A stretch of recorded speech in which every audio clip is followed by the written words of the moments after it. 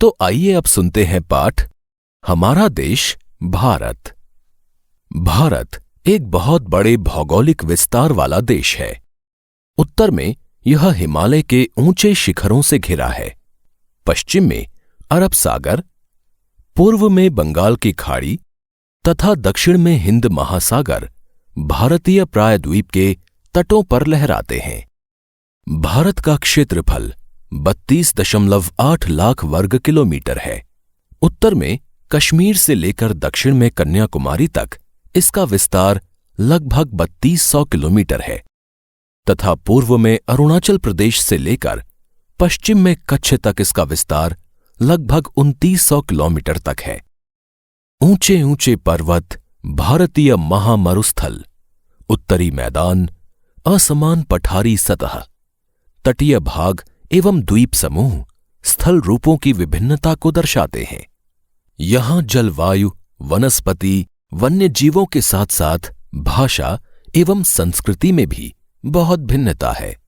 इस भिन्नता में भी हम एकता को पाते हैं जो हमारी परंपराओं में दिखती है। यही कारण है कि हम एक राष्ट्र में बंधे हैं। वर्ष 2011 से अब तक भारत की आबादी 120 करोड़ से अधिक हो चुकी है। यह चीन के बाद विश्व का दूसरा सबसे अधिक जनसंख्या वाला देश है। इस पृष्ठ पर एक और प्रायद्वीप के विषय में बताया गया है, जिसमें बताया गया है कि प्रायद्वीप स्थल का वह भाग है जो 3 तरफ से जल से घिरा होता है। इसे आप चित्र 6.1 में भी देख सकते हैं। क्या आप जानते हैं, बड़े देश जिनका विस्तार पूर्व से पश्चिम की ओर बहुत अधिक होता है, वहां पूरे देश का मानक समय एक नहीं होता है। संयुक्त राज्य अमेरिका में 7 एवं कनाडा में 6 मानक समय हैं। क्या आपको पता है कि रूस में कितने मानक समय हैं? स्थिति: भारत उत्तरी गोलार्ध में स्थित है। कर्क रेखा 23 डिग्री 30 मिनट उत्तर देश के लगभग मध्य भाग से होकर गुजरती है। इसके बारे में और अधिक जानकारी के लिए आप पृष्ठ 51 पर मौजूद भारत का राजनीतिक मानचित्र देख सकते हैं। दक्षिण से उत्तर की ओर भारत की मुख्य भूमि का विस्तार 8 डिग्री 4 मिनट उत्तर तथा 37 डिग्री 6 मिनट उत्तर अक्षांशों के बीच है। पश्चिम से लेकर पूर्व तक भारत का विस्तार 68 डिग्री 60 मिनट पूर्व तथा 97 डिग्री 25 मिनट पूर्व देशांतरों के बीच है। अगर हम विश्व को पूर्वी एवं पश्चिमी गोलार्ध में बांटते हैं तो भारत की स्थिति किस गोलार्ध में होगी? बहुत बड़े देशांतरीय विस्तार लगभग 29 डिग्री के कारण यहां के 2 छोर पर स्थित स्थानों के स्थानीय समय में बहुत अधिक अंतर हो सकता था। इस तरह की दूरी पर स्थित 2 स्थानों के बीच समय का अंतर लगभग 2 घंटे का होगा। पृष्ठ संख्या 50। जैसा कि आपने पहले पढ़ा है कि प्रत्येक 1 डिग्री देशांतर के लिए स्थानीय समय में 4 मिनट का अंतर होता है। पश्चिम में गुजरात की अपेक्षा पूर्व के अरुणाचल प्रदेश में सूर्योदय लगभग 2 घंटे पहले होता है। आप पहले पढ़ चुके हैं कि 82 डिग्री 30 मिनट पूर्व देशांतर के स्थानीय समय को भारत का मानक समय क्यों माना गया है? इस यामयोत्तर को भारत का मानक यामयोत्तर भी कहा जाता है। भारत के पड़ोसी देश 7 देशों की स्थलीय सीमाएं इसकी सीमाओं से जुड़ी हैं। चित्र 7.1 से इन देशों के नाम का पता लगाइए। इस पृष्ठ पर चित्र 7.1 दिया गया है, जिसमें भारत एवं उसके पड़ोसी देशों का मानचित्र दिया गया है। भारत के पड़ोसी देश हैं नेपाल, भूटान, बांग्लादेश, म्यांमार, श्रीलंका, पाकिस्तान, चीन, अफगानिस्तान इत्यादि। पृष्ठ संख्या 51। इस पूरे पृष्ठ पर चित्र 7.2 दिया गया है, जिसमें भारत का राजनीतिक मानचित्र दर्शाया गया है। इस मानचित्र में भारत के सभी राज्य तथा उनकी राजधानी भी दर्शाई गई है। जैसे भारत का एक राज्य है उत्तर प्रदेश तथा उसकी राजधानी है लखनऊ। इसी प्रकार भारत का एक राज्य है उत्तराखंड तथा उसकी राजधानी है देहरादून। इसी प्रकार एक राज्य है राजस्थान तथा उसकी राजधानी है जयपुर। इसी प्रकार राज्य है मध्य प्रदेश तथा उसकी राजधानी है भोपाल। राज्य है महाराष्ट्र तथा उसकी राजधानी है मुंबई। राज्य है बिहार तथा उसकी राजधानी है पटना। इसी प्रकार भारत के सभी 29 राज्यों को इस मानचित्र में दिखाया गया है। पृष्ठ संख्या 52। इनमें से कौन कौन से देश हैं जिनकी सीमाएं समुद्र से नहीं जुड़ी हैं? दक्षिण में समुद्र में स्थित 2 द्वीप श्रीलंका तथा मालदीव हमारे पड़ोसी हैं। पाक जल संधि भारत को श्रीलंका से अलग करती है। राजनीतिक एवं प्रशासनिक विभाजन। भारत एक विशाल देश है। प्रशासनिक क्रियाकलापों के लिए देश को 29 राज्यों एवं 7 केंद्र शासित प्रदेशों में बांटा गया है। इस पृष्ठ पर चित्र 7.3 दिया गया है, जिसमें भारत का भौतिक विभाजन दिखाया गया है। जैसे भारत के उत्तर में हिमालय स्थित है, साथ ही शिवालिक श्रेणी भी है। इस वजह से जम्मू कश्मीर, हिमाचल, उत्तराखंड इत्यादि राज्य पर्वतीय प्रदेश कहलाते हैं। चित्र में मैदानी प्रदेश भी दिखाया गया है, जिसमें गंगा नदी द्वारा निर्मित गंगा का मैदान सबसे बड़ा है। इसके अलावा पठारी प्रदेश भी दर्शाए गए हैं, जैसे दक्कन का पठार इत्यादि। इसके अलावा भौतिक विभाजन में कई सारी श्रेणियां भी दर्शाई गई हैं, जैसे शिवालिक श्रेणी, अरावली श्रेणी, विंध्य श्रेणी, सतपुड़ा श्रेणी इत्यादि। इसके अलावा चित्र में पश्चिमी घाट, पूर्वी घाट इत्यादि दर्शाए गए हैं तथा हिमालय और अनेक पठारों से निकलने वाली नदियों को भी दर्शाया गया है, जैसे गंगा, यमुना, झेलम, चिनाब, रावी, सतलुज, महानदी, नर्मदा, तापी, कृष्णा, कावेरी, गोदावरी इत्यादि। पृष्ठ संख्या 53। दिल्ली भारत की राजधानी है। राज्यों का निर्माण मुख्यतः भाषाओं के आधार पर हुआ है।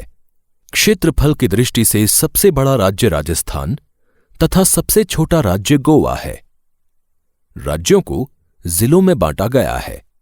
भौतिक विभाजन। भारत में पाई जाने वाली भौतिक आकृतियां विभिन्न प्रकार की हैं, जैसे पर्वत, पठार, मैदान, तट तथा द्वीप समूह। उत्तर में बर्फ से ढका हिमालय संतरी का कार्य करता है।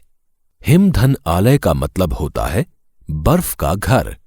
हिमालय पर्वत को 3 मुख्य समानांतर श्रृंखलाओं में बांटा जाता है। सबसे उत्तर में स्थित श्रृंखला को वृहत हिमालय या हिमाद्री कहते हैं। इसी श्रृंखला में विश्व के सबसे ऊंचे शिखर हैं। मध्य हिमालय या हिमाचल हिमाद्री के दक्षिण में स्थित है। बहुत से लोकप्रिय पहाड़ी स्थान यहां स्थित हैं। 5 पहाड़ी स्थानों के नाम का पता लगाइए। शिवालिक सबसे दक्षिण में स्थित श्रृंखला है। हिमालय के दक्षिण में भारत का उत्तरी मैदान स्थित है। ये मैदान समतल तथा सपाट हैं। ये मैदान सिंधु, गंगा, ब्रह्मपुत्र तथा इनकी सहायक नदियों के द्वारा लाए गए जलोढ़ निक्षेपों से बने हैं। नदियों के ये मैदान कृषि के लिए उपजाऊ भूमि प्रदान करते हैं। यही कारण है कि इन मैदानों में जनसंख्या अधिक है। भारत के पश्चिमी भाग में भारतीय महामरुस्थल स्थित है। यह शुष्क, गर्म तथा रेतीला स्थल है। यहां वनस्पति की मात्रा बहुत कम है। उत्तरी मैदानों के दक्षिण में प्रायद्वीपीय पठार स्थित है। इसकी आकृति त्रिभुजाकार है। इसका धरातल काफी ऊंचा नीचा है। इस क्षेत्र में बहुत सी पहाड़ी श्रृंखलाएं तथा घाटियां स्थित हैं।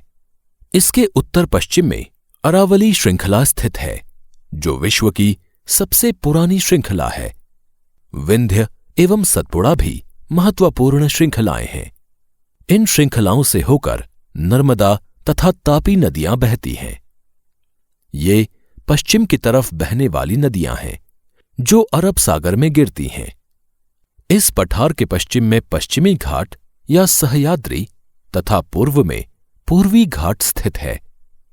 पश्चिमी घाट का विस्तार एक समान रूप में है, जबकि पूर्वी घाट बीच बीच में टूटा हुआ तथा असमान है। आप इसे चित्र 7.3 में फिर से देख सकते हैं। इन पठारों में खनिजों जैसे कोयला एवं लौह अयस्क की प्रचुरता है। इस पृष्ठ पर जलहोड़ निक्षेप के विषय में बताया गया है। ये नदियों के द्वारा लाई गई बहुत महीन मिट्टी होती है तथा नदी बेसिन में निक्षेपित कर दी जाती है। सहायक नदी एक नदी या सरिता जो कि मुख्य नदी में किसी भी तरफ से आकर मिलती है तथा अपने जल को मुख्य नदी में विसर्जित करती है। क्या आप जानते हैं, गंगा एवं ब्रह्मपुत्र नदियां विश्व के सबसे बड़े डेल्टा का निर्माण करती हैं, जिसे सुंदरबन डेल्टा कहा जाता है। इस डेल्टा की आकृति त्रिभुजाकार है। डेल्टा स्थल का वह भाग है जो नदी के मुहाने पर बनता है। जहां नदियां समुद्र में प्रवेश करती हैं, उस जगह को नदी का मुहाना कहा जाता है। आओ कुछ करके सीखें। बहुत सी लड़कियों का नाम नदियों के नाम पर होता है, जैसे यमुना, मंदाकिनी तथा कावेरी। क्या आप अपने आसपास की किसी लड़की को जानते हैं जिसका नाम किसी नदी के नाम पर है? अपने माता पिता तथा दूसरों की सहायता से इस प्रकार के नामों की एक सूची तैयार करें। क्या आप जल से संबंधित दूसरे नाम भी ढूंढ सकते हैं, जैसे शबनम? पश्चिमी घाट के पश्चिम में तथा पूर्वी घाट के पूर्व में तटीय मैदान स्थित हैं। पश्चिम तटीय मैदान काफी संकरे हैं। पूर्वी तटीय मैदान अपेक्षाकृत चौड़े हैं। पृष्ठ संख्या 54। वहां पूर्व की ओर बहने वाली कई नदियां हैं। महानदी गोदावरी, कृष्णा तथा कावेरी बंगाल की खाड़ी में गिरती हैं। ये नदियां अपने मुहाने पर उपजाऊ डेल्टा का निर्माण करती हैं। बंगाल की खाड़ी में गंगा एवं ब्रह्मपुत्र नदियों के मुहाने पर सुंदरबन डेल्टा स्थित है। क्या आप जानते हैं, प्रवाल छोटे समुद्री जंतुओं के कंकाल हैं, जिसे पॉलिप कहा जाता है। जब जीवित पॉलिप मरते हैं तब उनका कंकाल बच जाता है।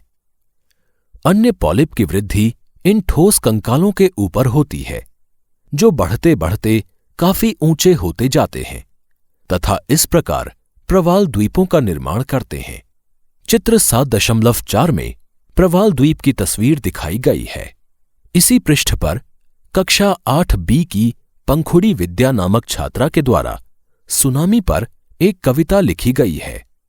एक सवेरे पड़ी मनुष्य पर जलजले की काली छाया, सुनामी दानवी ने अपना प्रलयंकारी कहर ढाया।